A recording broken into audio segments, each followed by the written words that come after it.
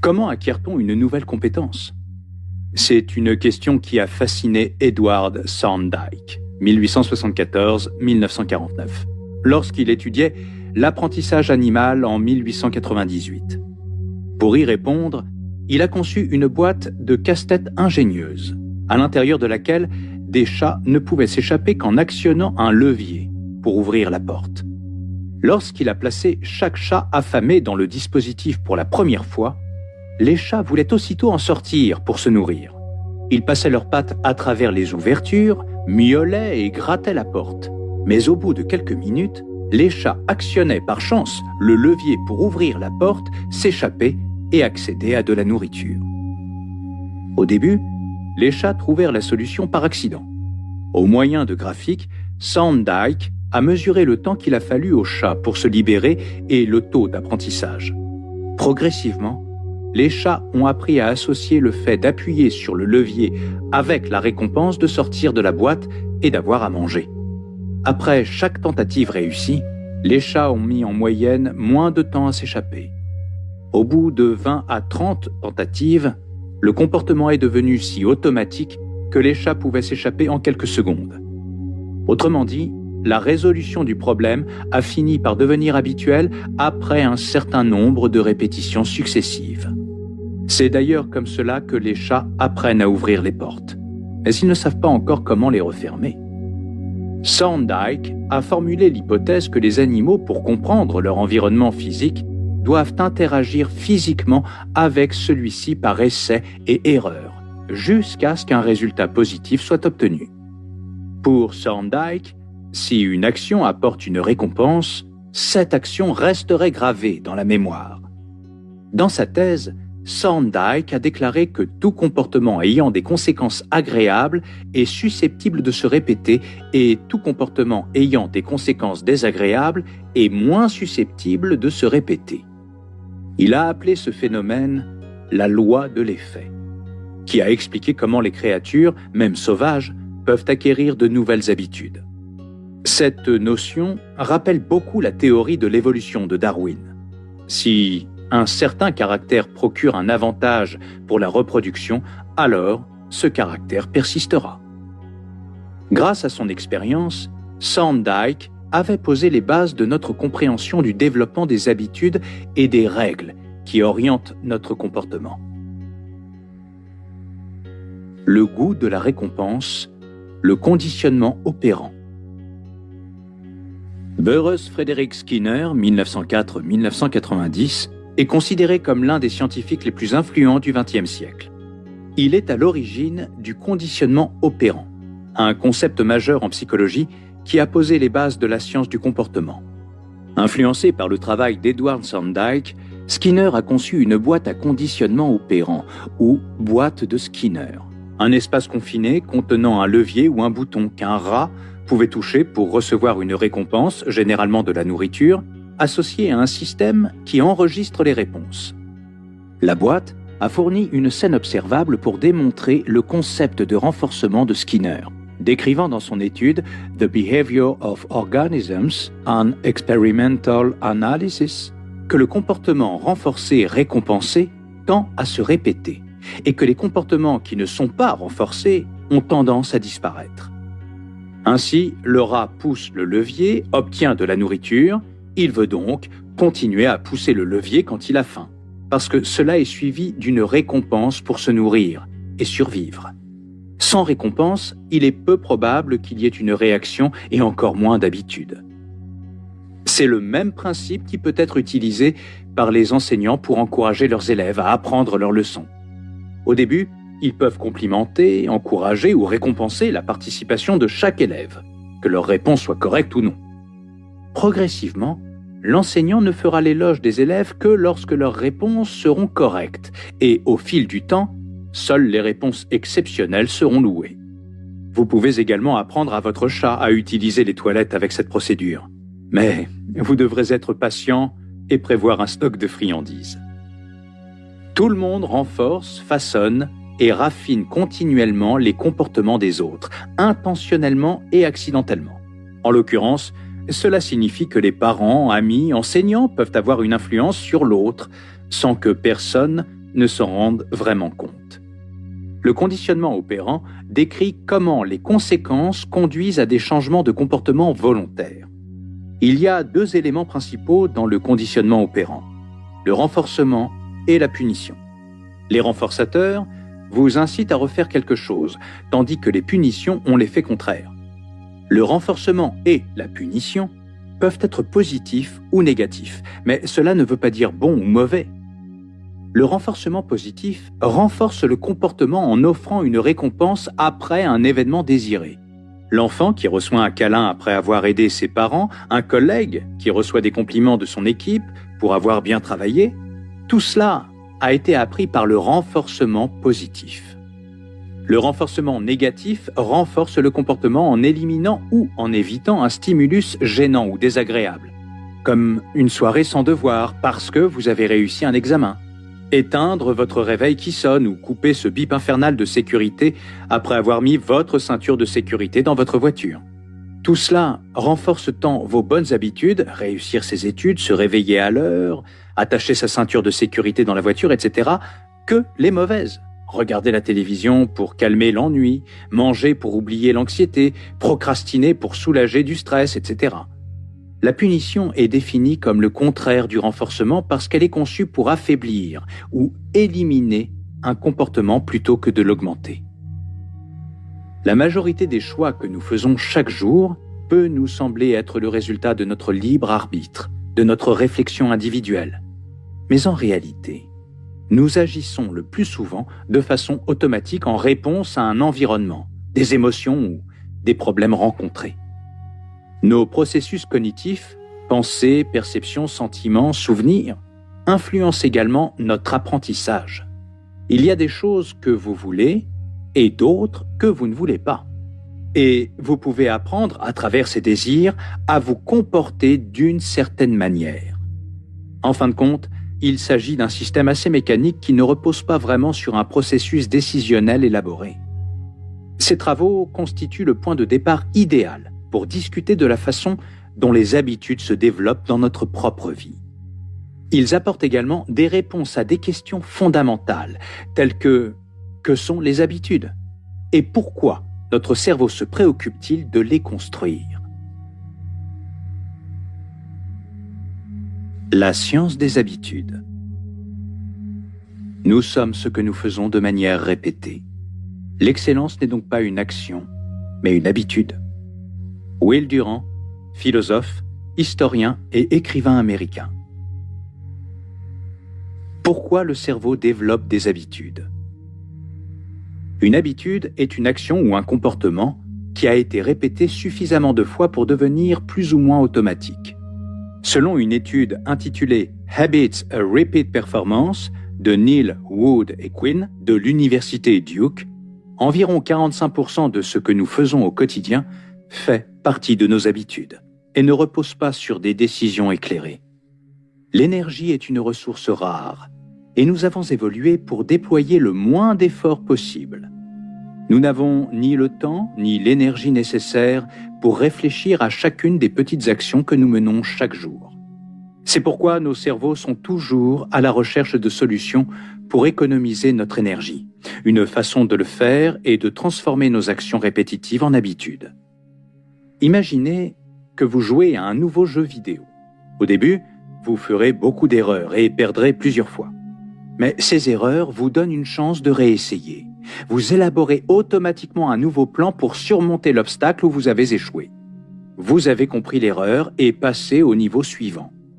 Progressivement, vous comprenez les règles. Vous jouez avec votre propre style de jeu et passez les niveaux avec aisance et facilité. Avec le temps, la difficulté augmente et le même cycle d'essais et d'erreurs se répète jusqu'à ce que vous connaissiez tous les niveaux pour affronter le boss final et terminer le jeu. Le processus d'acquisition d'une habitude suit à peu près le même principe, parce qu'il débute par une série d'essais et d'erreurs. Quand nous faisons face à une nouvelle situation dans la vie, notre cerveau traite un trop grand nombre d'informations. Au départ, vous ne savez pas comment résoudre ce problème. Alors, vous analysez tout ce que vous pouvez pour prendre la meilleure décision possible. Et cela mobilise énormément de ressources mentales.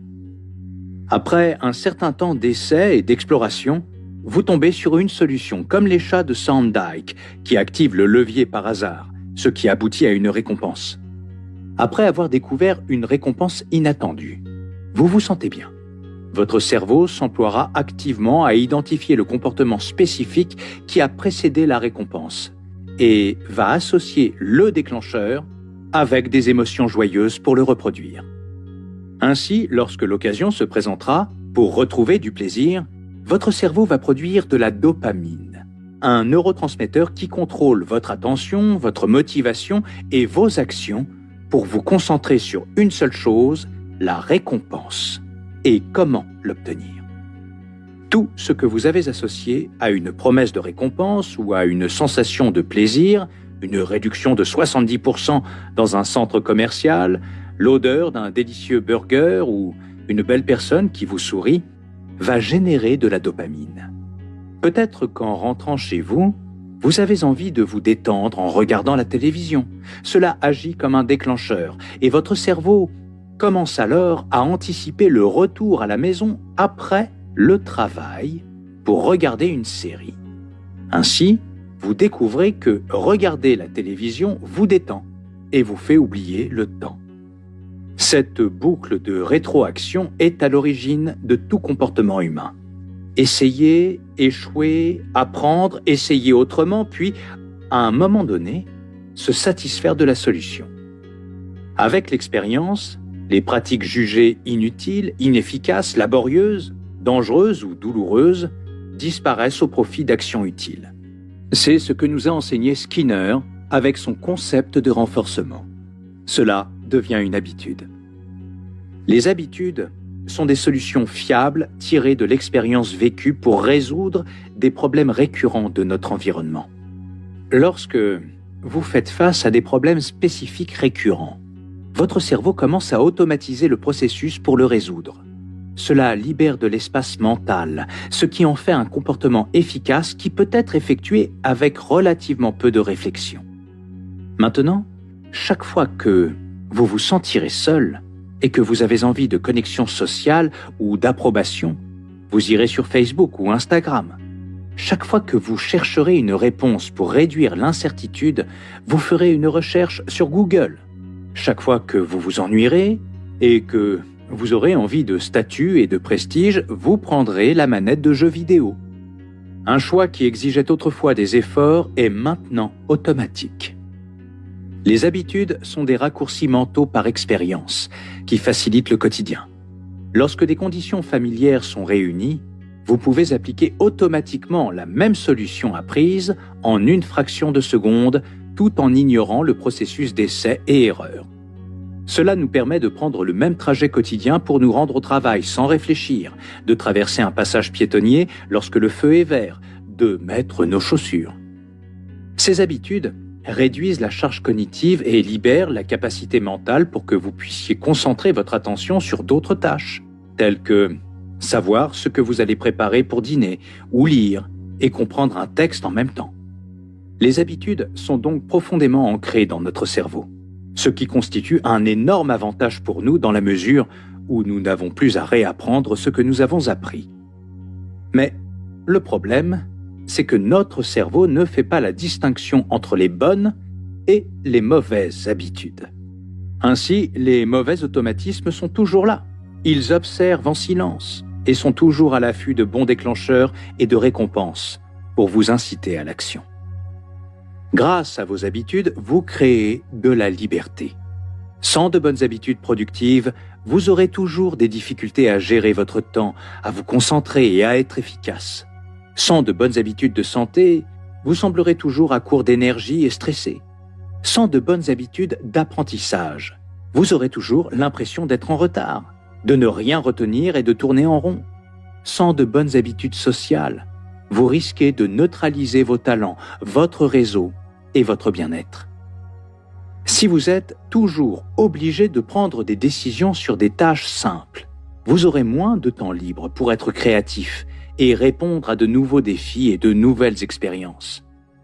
En simplifiant vos prises de décision de base par vos habitudes, Vous dégagez un terrain fertile pour vous consacrer au travail de votre vie, à vos passions et loisirs. Construire de bonnes habitudes dans le présent, c'est se préparer à un avenir plus prometteur. Vous comptez sur la motivation. Dommage. Le modèle de comportement de Brian G. Fogg, professeur de recherche à l'université Stanford et scientifique du comportement, est l'un des modèles les plus simples que je connaisse pour comprendre le comportement. Le modèle comportemental de Fogg montre que 3 éléments doivent être présents simultanément pour qu'un comportement se produise. La motivation, la capacité, ability, et le déclencheur, trigger, prompt. La motivation fait référence aux émotions humaines qui nous incitent à vouloir qu'un comportement se produise et à prendre des décisions en ce sens. Cela peut être la volonté d'atteindre un objectif intéressant ou désirable, comme garder ses dents propres, rester hydraté, perdre du poids, gagner de l'argent, rencontrer des personnes intéressantes. D'après Fogg, il y a 3 types de motivateurs pour qualifier la motivation. Motivateur numéro 1. Plaisir, douleur. Cette motivation est immédiate. Il n'y a ni réflexion ni anticipation. Les gens réagissent à ce qui se passe dans le moment présent. Motivateur numéro 2. Espoir, peur. Cette motivation se caractérise par l'anticipation d'un résultat. L'espoir, c'est anticiper quelque chose de bien, tandis que la peur, c'est anticiper quelque chose de mal, généralement une douleur ou une perte. Motivateur numéro 3, acceptation, rejet social. Cette dimension contrôle une grande partie de notre comportement social. Le pouvoir de la motivation sociale est ancré en nous depuis que nos ancêtres dépendent de la vie en groupe pour survivre. La capacité fait référence à l'aptitude de la personne d'avoir ce comportement. De ce fait, selon Brian Fogg, certains comportements varient selon le temps, court ou long, l'argent, gratuit ou payant, l'effort physique requis, fatigant ou pas, les cycles du cerveau, réfléchir longtemps ou non, de la déviance sociale, validée ou non par la société, et de la non-routine, routinier ou réclamant de nouveaux efforts. En règle générale, notre comportement sera facile à adopter si celui-ci est simple, court, peu coûteux, peu fatigant, demandant peu de réflexion, sans déviance et ne modifiant pas soudainement notre routine. La capacité est donc le principal motif justifiant de prendre de petites habitudes. Le déclencheur est l'appel à l'action, une invitation qui nous incite à agir maintenant. Par exemple, si vous vous trouvez à un feu rouge et qu'il devient vert, vous partez. Si vous recevez un message, vous allez le consulter. Si vous avez soif, vous buvez. Si vous avez faim, vous mangez. Si vous voyez un grizzly enragé, vous fuyez. Imaginez un graphique à 2 dimensions pour décrire la relation entre le niveau de capacité requis, figurant sur l'axe des abscisses qui part de « difficile à faire » pour aller vers « facile à faire », et le niveau de motivation nécessaire, figurant sur l'axe des ordonnées qui part de faible en bas pour arriver à forte en haut. Selon le modèle comportemental de Fogg, il y a une relation directe entre le degré de difficulté d'un comportement et le niveau de motivation requis pour le faire. Pour faire quelque chose de difficile, vous avez besoin d'un haut niveau de motivation. C'est d'ailleurs le but premier de la motivation, nous permettre de faire des choses difficiles. Mais lorsque vous n'êtes pas motivé, vous agissez à condition que cela soit extrêmement simple. La vidéo de Fogg sur YouTube intitulée « Fogg Behavior Model in 2 minutes and 30 seconds » illustre son modèle comportemental. Disons que votre téléphone portable sonne et que vous n'y répondez pas. Posez le livre et notez les raisons pour lesquelles vous n'avez pas décroché le téléphone. Je vous assure que vous allez bien mémoriser le modèle de Fogg en faisant ce simple exercice. Si vous avez écrit des raisons de n'avoir pas répondu au téléphone parce que vous étiez en réunion, vous étiez sous la douche, vous ne pouviez pas entendre la sonnerie, bref, qu'il vous était impossible de répondre tout de suite, alors le facteur capacité est intervenu. Si vous avez écrit des prétextes comme le fait de ne pas avoir décroché au téléphone parce que vous avez vu qu'il vous appelait, vous n'étiez pas de bonne humeur, que vous ne vouliez pas vraiment lui parler, alors c'est le facteur motivation. Maintenant que nous avons compris quelques bases sur le comportement, nous allons découvrir comment une habitude est structurée grâce à un modèle simple en 4 étapes. La boucle des habitudes. Selon James Clear, auteur du livre Atomic Habits et expert en habitudes, toute habitude peut être décomposée en 4 étapes simples. Déclencheur, envie, réponse et récompense. Le déclencheur. Le déclencheur est toute information qui suggère qu'il y a une récompense à trouver. Ce sont les premiers indicateurs qui peuvent amener notre cerveau à initier un comportement en vue d'une récompense. Tout élément interne, émotion, pensée ou externe, environnement, temps, personne, qui peut nous aider à satisfaire nos besoins primaires, alimentation, sécurité et reproduction, ou secondaires, argent, pouvoir et statut social, reconnaissance, amour et amitié ou sentiment de satisfaction personnelle, est un indice qui peut mener à une récompense, et donc satisfaire un désir. Nous sommes beaucoup plus susceptibles de réagir à quelque chose qui est juste devant nous, ici et maintenant.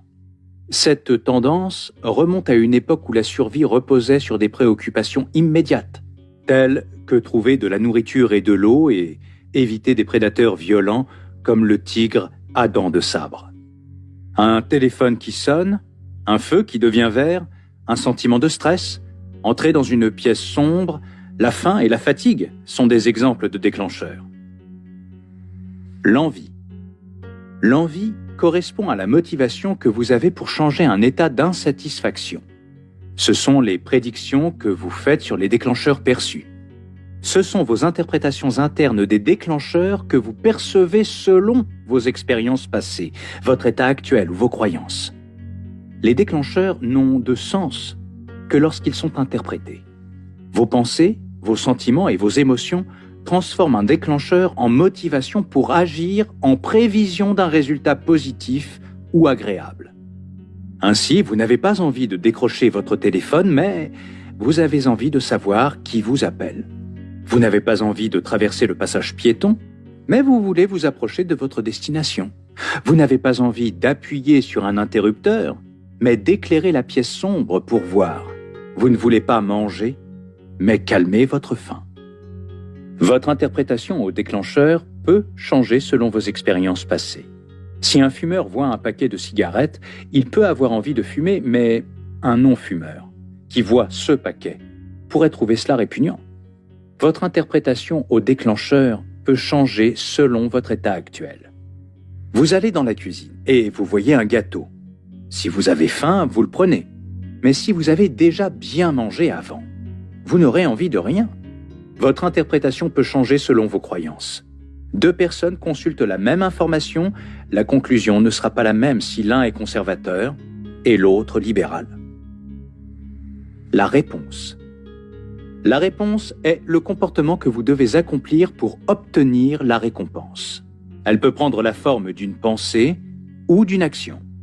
La réponse dépend de votre motivation et du degré de friction associé au comportement.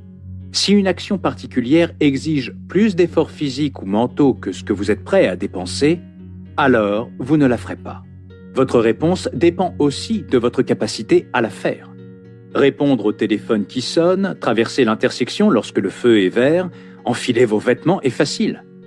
Mais courir 10 km ou chasser un moustique en pleine nuit est une autre affaire. La récompense. La récompense est le sentiment de satisfaction que vous obtenez du changement tiré de la réponse. Après avoir bu, vous êtes hydraté. Après avoir mangé, vous n'avez plus faim. Après avoir traversé un passage pour piétons, vous approchez de votre destination. Le deuxième objectif de la récompense est de nous enseigner quelles actions méritent d'être rappelées ou non dans le futur, parce qu'elles apportent du plaisir, de l'espoir, de la validation sociale ou évitent la douleur, la peur, le rejet social. Comme nous l'a appris Burrhus Frederick Skinner, les comportements qui sont immédiatement récompensés sont répétés. Les comportements qui sont immédiatement punis sont évités. Les sentiments de rétroaction aident notre cerveau à faire la distinction entre les actions utiles et les actions inutiles. C'est pourquoi nous ne mettons pas les doigts sur le feu, que nous cessons de lécher les piles à l'âge de 5 ans ou que nous avons compris qu'il ne faut pas tirer sur la queue d'un chien. Même si c'est un petit équel, nous ne devons pas oublier que ces saucisses sur pattes peuvent avoir des dents très pointues. James Clear nous dit dans son ouvrage intitulé Atomic Habits, si un comportement est insuffisant à l'une des 4 étapes, cela ne deviendra jamais une habitude. Éliminez le déclencheur et votre habitude ne verra jamais le jour. Réduisez le besoin et vous ne serez pas assez motivé pour agir. Rendez le comportement difficile et vous ne pourrez pas le faire. Et si la récompense ne satisfait pas votre désir, vous n'aurez aucune raison de la refaire à l'avenir. Sans les 3 premières étapes, aucun comportement ne se reproduira. Sans les 4, un comportement ne se répétera jamais. En bref, le déclencheur éveille une envie, la motivation derrière chaque habitude pour changer cet état d'insatisfaction qui motive une réponse et finit par fournir une récompense afin de satisfaire un besoin ou un désir. Ensemble, ces 4 étapes forment une boucle de rétroaction neurologique pour créer des habitudes. Déclencheur, envie, réponse, récompense. Pour décortiquer notre habitude, James Clear divise ces 4 étapes en 2 phases. La phase du problème et la phase de la solution. La phase du problème comprend le déclencheur et l'envie. C'est le moment où l'on prend conscience qu'une situation nous contraint ou nous déplaît et qu'on doit faire quelque chose pour la changer. La phase de solution comprend la réponse et la récompense. C'est le moment d'agir et de faire le changement que vous voulez pour résoudre le problème ou vous dénouer d'une situation insatisfaisante. Rappelez-vous que tout comportement est motivé par l'envie de résoudre un problème et qu'il existe toute une multitude d'habitudes fiables pour résoudre ce problème et cette envie. Tout est une question d'expérience passée et d'apprentissage. Grâce à une boucle des habitudes mise à jour par James Clear, nous pouvons facilement comprendre ce qu'est une habitude, comment elle fonctionne et comment nous pouvons l'améliorer. La phase du problème comprend 1. Le déclencheur, vous vous levez du lit avec difficulté. 2. L'envie, vous voulez éventer le brouillard de la fatigue. La phase de la solution comprend 3. La réponse, vous actionnez la machine à café. 4. La récompense, vous satisfaites votre envie de reprendre de l'énergie en buvant un café. Actionner la machine à café devient associé à vos réveils difficiles. La phase du problème comprend 1. Le déclencheur, votre téléphone reçoit une notification. 2. L'envie, vous voulez savoir de quoi il s'agit. La phase de la solution comprend 3. La réponse, vous saisissez votre téléphone et lisez la notification. 4. La récompense, vous satisfaites votre envie de lire la notification. Saisir votre téléphone devient associé au son qu'émet votre téléphone lorsqu'il reçoit une notification. La phase du problème comprend 1. Le déclencheur, vous vous ennuyez quand vous prenez les transports en commun. 2. L'envie, vous avez envie d'être diverti pendant la durée de votre trajet. La phase de la solution comprend 3. La réponse, vous saisissez votre smartphone et lancez un jeu. 4. La récompense, vous assouvissez votre envie d'être diverti, vous associez tout trajet pris avec les transports en commun avec le fait de jouer sur votre smartphone. La phase du problème comprend 1. Le déclencheur, vous entrez dans une pièce sombre. 2. L'envie, vous voulez pouvoir voir. La phase de la solution comprend 3. La réponse, vous actionnez l'interrupteur. 4. La récompense, vous satisfaites à votre envie de voir. Allumer l'interrupteur devient associé au fait d'être dans une pièce sombre. Combien de temps faut-il pour prendre une nouvelle habitude? Un neuromythe est une fausse croyance concernant le fonctionnement du cerveau. Croire que notre cerveau cesse de se développer à l'âge de 25 ans, ou que nous pouvons utiliser 10% de notre cerveau, ou encore que la musique classique accroît les capacités de raisonnement chez l'enfant, Tout cela constitue des neuromythes. Si votre petit dernier apprécie Mozart, il se fait sans doute l'oreille, mais ne sera pas pour autant ceinture noire de mathématiques. En ce qui concerne le temps que prend l'adoption d'une nouvelle habitude, l'estimation la plus répandue est que cela demande que 21 jours ou 30 jours. Malheureusement, aucun nombre de jours ne garantit l'assimilation complète d'une habitude. Cette croyance courante des 21 jours est un neuromythe qui a été introduit dans le livre Psychocybernétique, publié au cours des années 1960. Dans son ouvrage, le chirurgien plasticien Maxwell Maltz a observé que ses patients mettaient au minimum 21 jours à se réadapter pour se remettre d'une opération chirurgicale difficile, comme de s'habituer à voir un nouveau visage ou de s'adapter à leur nouveau corps après la perte d'un bras ou d'une jambe. Dans les décennies qui ont suivi, son livre se vendit à plus de 30 millions d'exemplaires, et son travail a exercé une influence sur la plupart des plus grands promoteurs et gourous de développement personnel américains. On peut donc tout naturellement croire que le mythe des 21 jours se généralise. Rien de plus simple à comprendre. La période couverte est assez longue pour inspirer à l'action tout en restant crédible. Il est rassurant de se dire que l'on peut se défaire d'un vice qui a ruiné notre vie en moins de 21 jours. Qui ne serait pas séduit par l'idée de transformer sa vie en à peine 3 semaines? Philippa Lally et son équipe de chercheurs en psychologie à l'University College de Londres ont voulu évaluer le temps que prend le développement d'une nouvelle habitude. Dans le cadre de l'étude, les chercheurs ont demandé à 96 personnes d'adopter une nouvelle habitude qu'elles devraient faire tous les jours et à la même heure, comme boire de l'eau au petit déjeuner, manger un fruit après chaque repas, courir 15 minutes à un horaire fixe, etc. Pendant 12 semaines, les participants ont été suivis par les chercheurs et on leur a demandé de rapporter quotidiennement si leur nouveau comportement était devenu automatique ou non. Quelques-uns ont opté pour des pratiques simples telles que boire un verre d'eau au petit déjeuner ou manger un fruit, là où d'autres se tournaient vers des activités plus complexes, comme faire un jogging.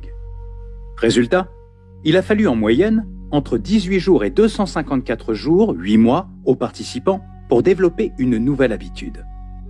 Les chercheurs ont estimé à 66 jours la durée moyenne avant que le nouveau comportement devienne systématique.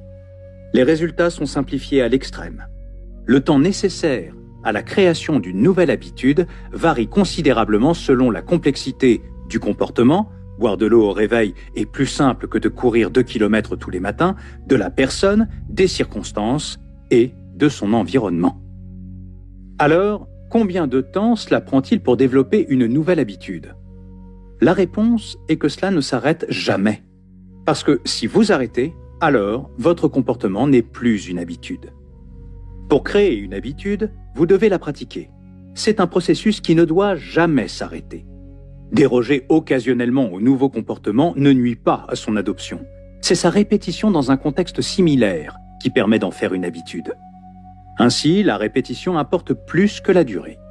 Au lieu de chercher un nombre arbitraire de jours, mieux vaut se concentrer sur le développement d'un système fiable qui vous permettra de développer et d'incarner l'identité que vous souhaitez.